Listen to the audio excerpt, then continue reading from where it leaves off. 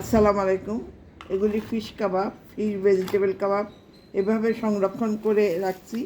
এখন শক্ত হয়ে গেছে। এবার এগুলিকে উঠাবো, উঠিয়ে তারপর বক্স বা পলিথিন করে রাখবো। এইভাবে খাওয়া হয়, একটার সাথে একটা লাগে না, খুব সুন্দর হয়। আর ঠিক খাওয়ার আপনি 10 মিনিট বা 20 মিনিট আগে ফ্রাই করবার আগে বাইরে রেখে দিবেন। শ্যালো ফ্রাইও করা যাবে, ডিপ ফ্রাইও করা যাবে, কোনো অসুবিধা নেই।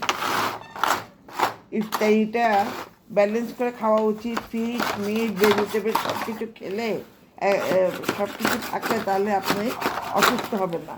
নাহলে বড়া বা ভাজা পোড়া বেশিক্ষণ খাওয়া যায় না, 2 দিন পরে অসুস্থ হতে হয়। এই যে দেখেন কীভাবে এবার সংরক্ষণ করছি।